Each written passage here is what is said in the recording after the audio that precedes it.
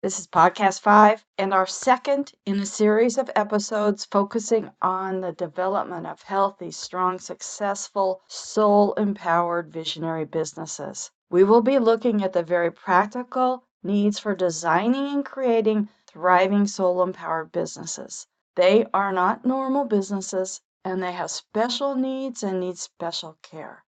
Last episode, podcast number 4, we began this topic by exploring the development of visionary soul-empowered businesses and the unique pitfalls that can trip them up. This week, we're going to move forward and address the brighter side, how to plan for and design these businesses for success. If you're new to this, let's start out with the question, just what is a soul-empowered business? It is one that starts with a vision or a sense of purpose that wells up from deep within the creators. A soul-empowered visionary business is entered into for more than just selling a service or product to make money. It is entered into to serve a purpose or a passion that is a deep intrinsic part of ourselves, to offer one's gifts to the world and often to help create change or enhancement to those you serve. Or, as the intro says, to offer the world our magic. So, soul empowered businesses are not ordinary, and they are not entered into by ordinary people. They are being created by visionaries, creatives, healers, change makers, and more, working from their soul's impulse, what I am starting to call evolutionary humans. These very same people, as evolutionary as they may be and as important as their work is, often do not thrive in standard ways of living and working. At the same time, these soul-empowered visionaries and visionary businesses are needed now more than ever, both to support the visionaries and to bring their creative and change-making offerings into our world, creating extraordinary lives and helping nudge us forward into a better world. Let's be honest, if powerful, soul-infused gifts and beautiful intentions were enough to produce success, soul power businesses and their creators were being overwhelming success. We would not be here talking about this now. With the exception of those individuals that are already independently wealthy, which is probably not most of us, no matter how altruistic, beautiful, or beneficial to the world a service or product might be, it still needs to make money and have financial stability to survive and thrive.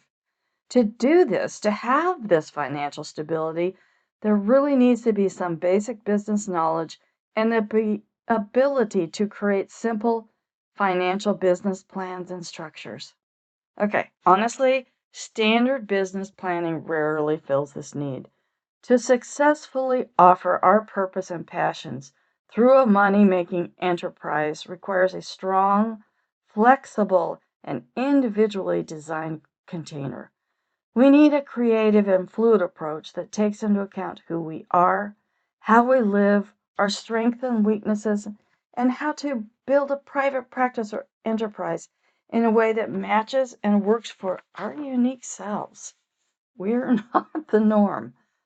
So this is where I come in to the picture. As a shaman, spiritual teacher, and broadly experienced businesswoman, I've worked from everywhere from corporate banking to building a specialty mail order bakery and mid-sized business levels all in between.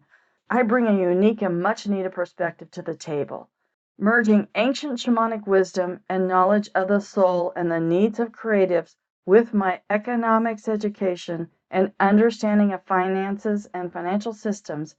I'm able to take you gently through a process of building a business from what I call the inside out, starting in the center with the visionary and the mission, and then building outward to create a structure and system that can support and succeed.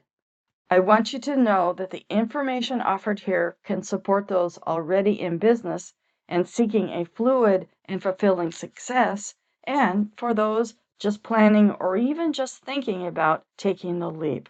Something that I did not mention last week in episode 4, and I should have, I want you to know that there will be no scary language here, simply straight, clear language and ideas, no MBA buzzwords or pre-expectations on business knowledge needed here.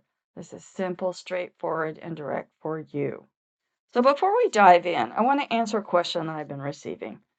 I keep getting asked, why does this podcast address both soul-empowered living and soul-empowered business? Aren't they different topics? Well, the answer is no, not really. Let me explain. Reclaiming our soul power and wisdom is necessary to live a soul-empowered life, and a soul-empowered way of living is needed to thrive in a soul-powered visionary business. They go hand in hand. Evolutionaries come to my work from several angles: to heal blocks, reclaim their soul, for a knowing of who they are and what they are in this life to learn and accomplish. With this, they then want to shift their lives to match the higher perspective and purpose that has unfolded. Then, some with this empowered life and understanding or purpose struggle finding a way to express it, so move into wanting to create a private practice enterprise. With my education and experience of business, it became a natural progression to support this process. And of course, there are some that enter from the other direction. They come into Evolve and Thrive for visionary business support and discover that the missing ingredient for them is soul power and knowledge. Either way, this is supporting the soul-empowered shifting of our lives and our world. You will find access points for support from where you need it on evolveandthrive.com. You can access from work on the soul, work on life process, or just simply access through the business work. I have seen so many struggle, and it is my passion and purpose to support visionary, soul-empowered expression in our world. So I am here to support the creation of extraordinary lives while making a difference in the world with our soul, power, wisdom, and magic. Like I say over and over, we, in our full expression, are needed now more than ever. In truth, for most of us, there is no choice in pursuing what is emerging from within, from our souls. It can be almost impossible to bottle up and absolutely dismal to live without. This is why I am passionate about this process and in supporting it. Now that we have laid the groundwork, let's do a little review from last week to set us up for this week's unfolding. If you are a creative, visionary, healer, or change maker, what I call evolutionary humans, and you are planning for or running a business, I would strongly suggest that you also listen to episode 4. Held important information on the potential pitfalls that can really trip up a visionary business, help you save time and money, and maybe help you find a way out if you've already fallen into one of those, as so many of us do. Once again, a soul-powered visionary business is created from a vision, a passion, a creative impulse, or dream for change that comes from a place deep within us. Our soul is speaking through us. Creativity is our soul acting through us.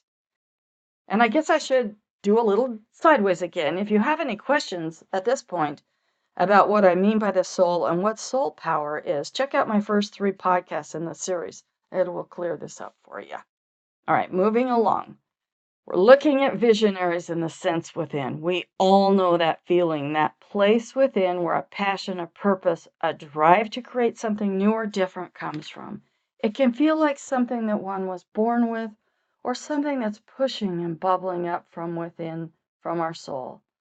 Often visionaries, creatives, healers, and change makers find it difficult to find a way to fit their passion or purpose into a job situation, yet they still must work for a living. So they turn to a private practice or small business to share their gifts with the world. Most often they are very, very good at what they do, but that's not always enough. To succeed at, quote, business requires some structure and design to succeed. And often business is a word where they have little experience or knowledge. This dichotomy can lead to endless frustration and financial strain. Think about it. Writers and teachers might turn to self-publishing, inventors to producing and selling, healers and spiritual teachers to private practices or joint healing centers, artists to selling their creations. Many of these people do not even perceive themselves as being in business. They are simply selling their creations, their skills. But like the word or not, selling a service or creation is being in business. And to succeed in business, no matter how altruistic, requires some special attention and structure. Then, too often, when they do recognize this need for help, they can find a myriad of training and planning programs and teachings available in books and online. There's just one problem with many of these. Well, I guess two big problems. I mentioned this last week, but it is very important, worth touching on again. Most of these programs, even if presented in modern terms, are based on standard business planning techniques and/or are simply a one-size-fits-all marketing training that does not address some of the basic aspects that are needed. Standard business planning starts with a focus on the product and on money. It is all about building the products or services and marketing them to sell. This leaves out a huge and important piece: the visionaries and the vision itself, their personal needs, lifestyle, and ways of living, as well as protecting their vision from the pressures created with workloads and demands on time and money. So the question is, how do we build these businesses that can thrive on this practical side and at the same time protect the vision and the visionary, along with, of course, carrying their integrity and their right energy and the way they want to live?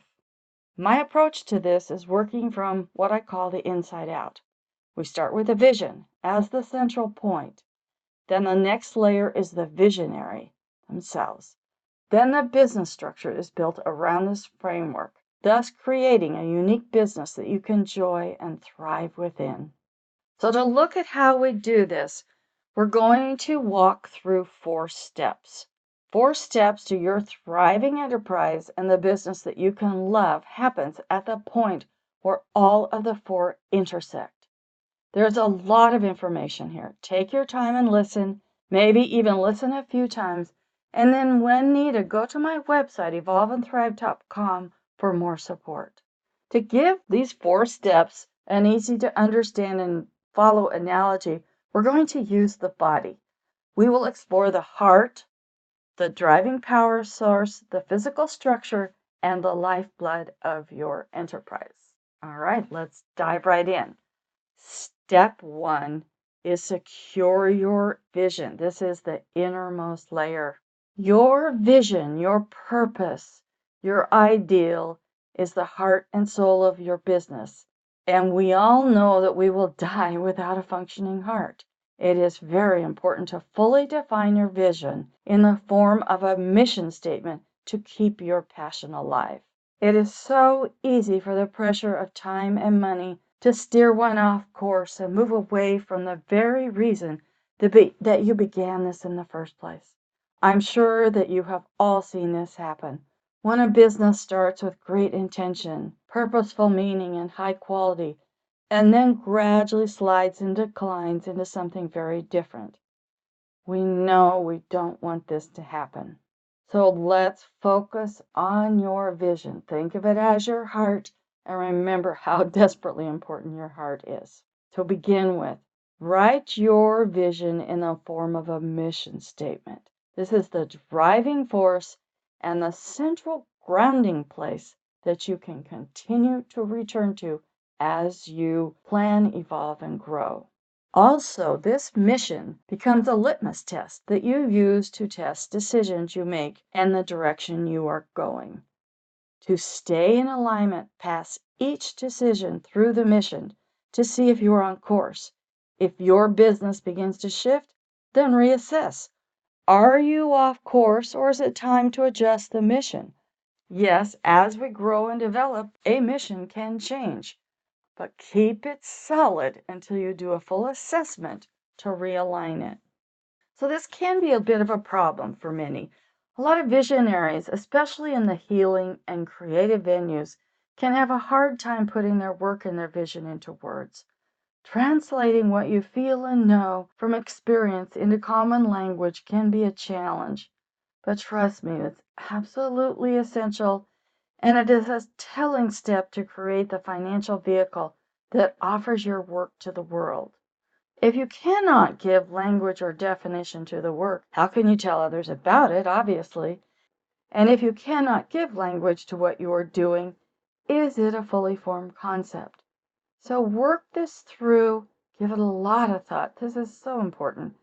Write your vision in the form of a mission. Become very secure in the language and the expression of your dream. That's step one. Now let's move to step two, the next layer out. This is the driving force, the power. This is the visionary themselves. Is that you? While the vision is the heart of the matter, you, the visionary or visionaries, are the foundation and power that drives the mission forward. You and any people that work with you or support your endeavor are your only hope to succeed. Take care of yourself and your people first. There is no vision without the people building it. Building something that you can love living. Building your own private enterprise or business is very hard work. Let's face it.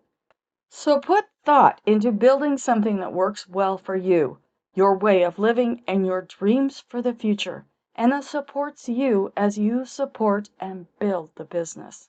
How do you go about this? Start with a personal assessment to determine what you have to give, how you want to live, and what you need in order to thrive.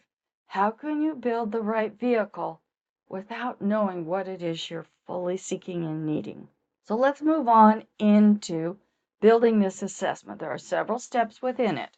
The first one and the first consideration, something that some people don't like to look at, but if you've been in personal growth, you've spent some time on this, and that is, what are your strengths and what are your weaknesses?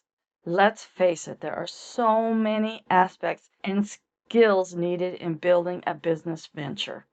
And nobody is versed in all of them. I'll never forget my first partnership building the mail order brownie business. Every day we would call somebody to ask a question about packaging, about janitorial, about whatever step it was. And we'd sit there and catch ourselves saying, this is one part of the business we know nothing about. So every day was a learning experience. But not everything can be done ourselves. So where might you need professional help, and where are you gifted at doing yourself? Think about promotion, production, finance, content, structure, schedules, hiring, websites, management. The list goes on and on. Even a one-person operation still carries many of these aspects. So I will do another one of my transparency items. When I look back at my first independent operation, working by myself, I can see that I thought I could do it all and almost killed myself in the process. My biggest weakness was selling myself and my product. I totally got selling. I understood and I could successfully sell someone else and someone else's product, but I had a weakness where it came to my own. Great at production, structure, management, development, but selling myself was something I had to work on. At that time in that initial business, I forced myself into cold calls to promote my product. Honestly, I would be physically ill before I would go in to do these calls. So obviously, I probably wasn't the best person to be doing this. In retrospect, if I had hired a good salesperson, even a part-time salesperson, I probably would have saved money and stress in the long run and grown my business with much greater ease. So really be honest with yourself. What can you do? What can't you do? And where will you need help? Okay, from that, let's move to assessing your time and your way of operating. What is natural to you? Along with money, you will expend a great deal of time and effort on your venture. Here are two perspectives to look at. One, so important. How do you operate naturally? Do you function well within a rigid schedule? Are you more a go with the flow? Are you planning for something that you can live within, or you're just creating another painful job that feels like a straitjacket? Basic concept. Are you an introvert or extrovert? Do you like to interact with people, or do you like to be alone? Let me give you an example. I am a true introvert. I can be social, I can be outgoing when I have to, but I am an introvert, and I love nothing better than spending all day alone at home with my computer, developing ideas, concepts, and programs.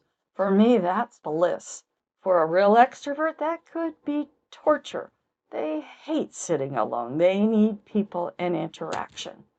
So, are you developing or thinking of developing something that works for you naturally? And then the other thing is, building a business is hard work. Do you honestly have the time and energy and focus that it will take? I have yet to see a business that does not take far more of all of these than could have possibly been imagined. So those are things to think about involving who you are and what you're creating to match you. Another aspect that many people do not give enough thought to before beginning is personal support. What about your personal life, family, and friends?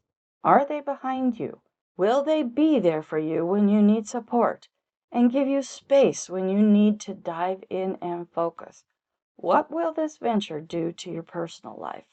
Then the next one, so essential. We all know how essential it is. We need to look at the money. In our body analogy, money is the lifeblood that supports, feeds, and nourishes us in our lives and in our business. What do you honestly need to earn from the business? What is your baseline? A lot of us don't want to look at this, especially when we believe in something passionately, but we really, really need to. What is your baseline? What do you need to have coming in over and above all your expenses and taxes to support your life? And how much money do you have to invest in this business as a startup? Where can you find more if you need to and decide it's a viable choice? And really important to look at is, how long can you live without income during the development period? These are really important questions to answer. All of this is your second layer, your self-assessment. All right, so now, if that isn't enough, let's move into layer 3. Now that we have the heart secured with your mission and the power and foundation examined, let's look at the basic structure of the rest of your business body. Just as the body needs the heart to live and energy to move it, it needs the structure to stand up and function. This structure can be very different depending on you and the business dream you have in mind. The key is to build the right structure for your needs. Take time with this. It will be well worth it in the long run. We all want to avoid that situation. You know, that one where you hit a brick wall, no one succeeds, and your important work will be lost. So pace yourself and plan. A sustainable and successful soul-empowered business is held in a structure that protects and nourishes the vision and the visionary at the same time that is strong enough and designed in a practical way to support this in the world.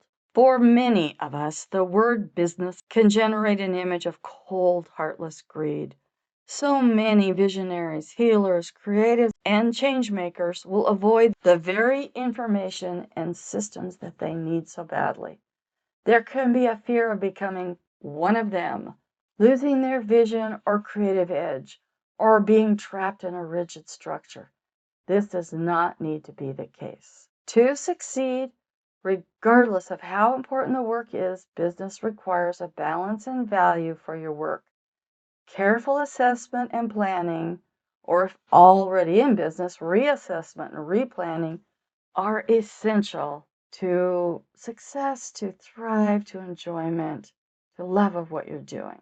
On this level 3, to begin the process, I've got a number of questions I want you to think about and write about. And it might sound redundant or obvious, but getting it down on paper, just like getting your mission on paper, is an essential part of this process. So the questions are: what is your business? Describe it. What are you in business to do? How are you in business? How big do you want this business to be? Do you want it to grow? Do you want it to stay small and just your own solo entrepreneur effort? How much income do you want to produce? And important, even though when this is something sacred to us, we don't want to look at, but is there a market for what we're supplying? Are there people willing to pay for it? And if they are, how much are they willing to pay for it? And who's your competition? What else is out there answering the same question, the same issue that you're trying to address? Can you find the employees or professionals that you need to succeed?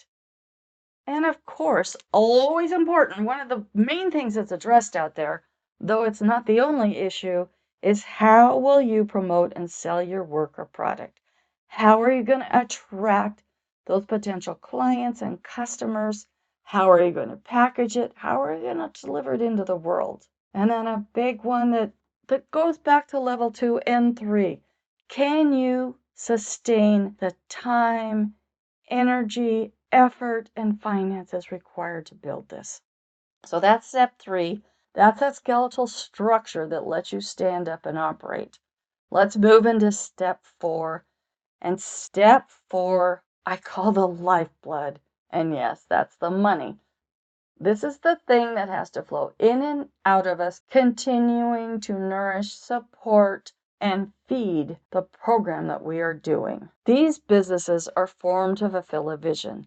The vision comes deep within. But as we've said over and over, let's face it, no matter how altruistic or world-changing our ideas and intentions might be, the bottom line, the financial flow, are essential.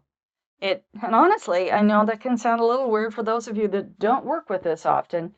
It seriously is not that difficult. Does not take a degree in accounting to assess your potential income and expenses.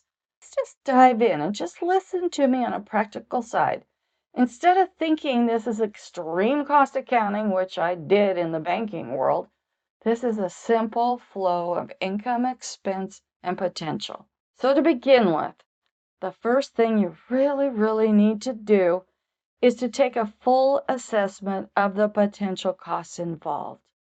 Assess what a location would cost, equipment, utilities, ingredients, production, advertising, promotion, web building, transportation, travel, hiring experts and employees. The list goes on.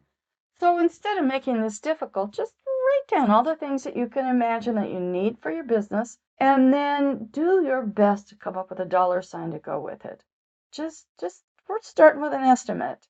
And then honestly, I was told this years ago by the special accountant, and she was so right. Add this up and then add at least 25% more. Just like time, I have never found a small business that did not cost more to build than could have been imagined in the beginning. All right, so we're pulling these figures together. And honestly, if you're not able to do this, if this is not your skill set, then get a little help at this point. It's so important to reduce your risk and to move forward in a structure that you need. And along with this assessing the cost is assessing what is the potential income. How much can you reasonably expect to earn from this business? And again, really be honest with yourself, looking at the competition, looking at what people are willing to pay, and looking what you know your value is. As what can you possibly earn? And then just like you estimate high on cost, estimate a little low on your potential income. Always good to be surprised in the positive direction. Now, after you've assessed cost and potential income, there's just that obvious question. Is it possible to earn enough to support you, any staff, and or professionals, and your vision? If not, are there adjustments that you could make to your idea to make it viable, to give it a chance? That's so important. So we have been through the heart, your vision, the power, the visionary, the structure, the finance and economics. You've worked through these 4 primary steps, so what comes next? All right, I know you're just listening to a podcast here, But I want you to know that if you go back and take those steps, it really does make a difference. It really can make the difference of having a viable new business or recreating your current business. And if you make it through those 4, congratulations, because that's not something that most people do, but can make all the difference in the world as you move forward. So let's go on to the conclusion. As we said earlier, your thriving visionary business, your thriving soul-empowered visionary business, occurs at the point where these 4 steps intersect. Now that you've done the groundwork, you can use this information to do an overall assessment that gives you a collective picture of what can be created, and then to make a nice plan, a simple, direct, honest plan for how you are going to move forward in your successful soul-empowered business. Be very honest with yourself. If this is a new venture, do you have a viable business idea? Do the numbers add up? Can it be built in a way that you love? Does it support your vision? Is this a viable business idea, or should it be a sideline that you just continue to play with while you develop? Second, if you're already in business and all is not working as you need, pulling all these together, is it possible to make some adjustments to allow you to live and thrive with this thing that you have already begun with the passion and love of your heart? Can you see your way to a plan that manifests your vision, supports the people, keeps the bottom line in good shape, and would be a joy to do? Joy is an important element, for there is no mistake running your own enterprise can absorb your time and energy. You do not enjoy your own venture, it will just become another demanding job, even maybe feel like a straitjacket.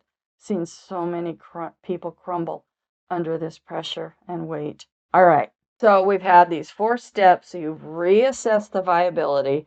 If that's still working for you, then we need to write up a simple plan. I know you might not want to do this. Some people might feel it's too much effort, but just like getting your vision into words, getting a simple plan into words and structure that you can refer to and can be your grounding wire and guiding light is really more important than you can imagine.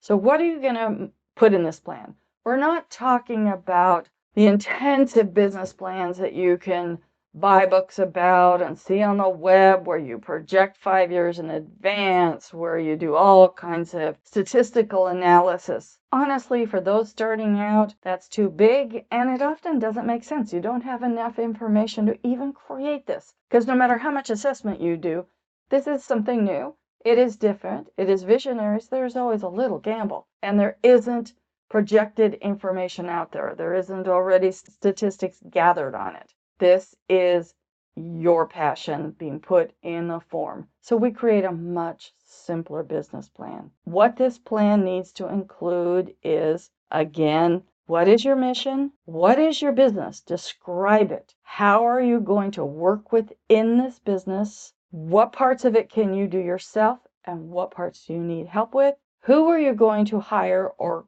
include in the enterprise? What about your facility and accounting? How are you going to promote and attract clients and buyers? And what is your financial flow, income, expense, and how viable is it? Write all this up and make it your core, your plan to bring your magic into the world.